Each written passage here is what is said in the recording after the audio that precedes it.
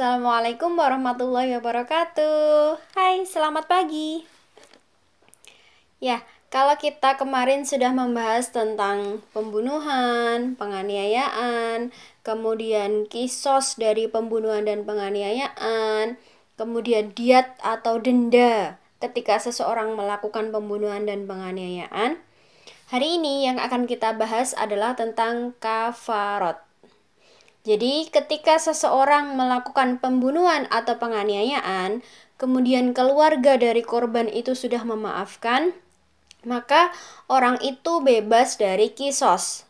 Tetapi, dia tetap harus membayar yang namanya diat dan kafarat. Kalau diat sudah kita bahas kemarin, kali ini pembahasan kita adalah tentang kafarat. Nah, tentang kafarat ini, kalian bisa membuka buku yang sudah Ibu share tentang kafarat di halaman 21. Kafarat adalah denda yang wajib dibayarkan oleh seseorang yang telah melanggar larangan Allah. Nah, denda ini juga bisa sebagai penebus dosa.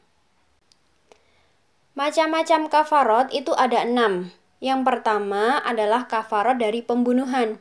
Ketika seseorang melakukan pembunuhan, kemudian dia tidak dikisos, selain membayar diat yang 100 ekor unta seperti penjelasan kemarin, dia juga harus membayarkan kafarat. Kafaratnya apa? Bahwa kafarat bagi pembunuh adalah memerdekakan seorang budak muslim. Nah, kalau dia tidak mampu, maka dia harus berpuasa 2 bulan berturut-turut. Itu kafarat bagi seorang pembunuh. Yang kedua, yaitu kafarat zihar. Zihar itu adalah sumpahnya seorang suami kepada istrinya dengan menyamakan istrinya dengan mahramnya. Misalkan seorang suami tadi menyamakan istrinya dengan ibunya. Itu namanya zihar. Nah, seorang suami yang melakukan seperti ini, maka dia juga terkena kafarat. Kafaratnya apa? Kafarat bagi seorang yang melakukan sumpah zihar adalah berpuasa selama 2 bulan berturut-turut. Kalau dia tidak mampu, maka dia bisa memberikan makan sebanyak 60 orang fakir miskin. Kafarat yang ketiga, yakni kafarat ketika seorang suami dan istri melakukan hubungan biologis di siang hari di bulan Ramadan. Nah, selain dia harus mengganti puasa sebanyak yang dia tinggalkan, dia juga terkena kafarat. Kafaratnya itu adalah sama dengan kafarat sumpah zihar. Artinya, dia harus berpuasa 2 bulan berturut-turut atau dengan memberi makan 60 orang fakir miskin. Kafarat yang keempat adalah melanggar sumpah.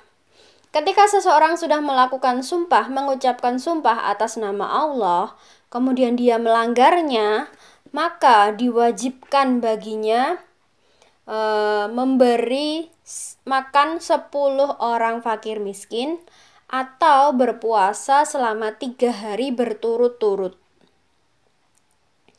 Selanjutnya kafarat ila.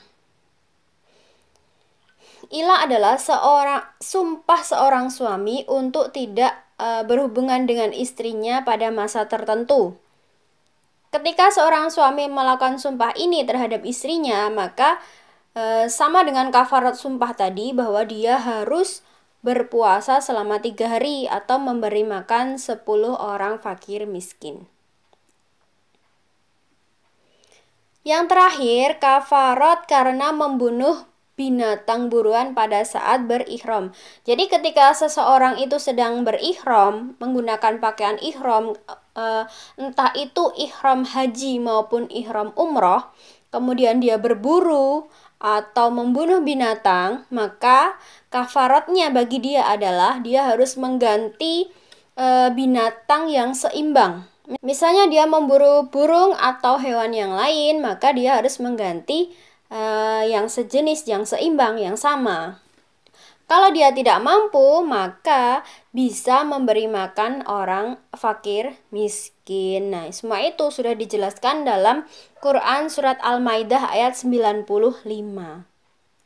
Setelah kita belajar tentang kafarat, ada hikmah yang bisa kita petik. Yakni, yang pertama, manusia benar-benar menyesal perbuatannya yang keliru, telah berbuat dosa kepada Allah dan merugikan sesama manusia. Bahwa agar kita itu menyesali bahwa dan menyadari bahwa apa yang sudah kita perbuat itu salah dan dosa.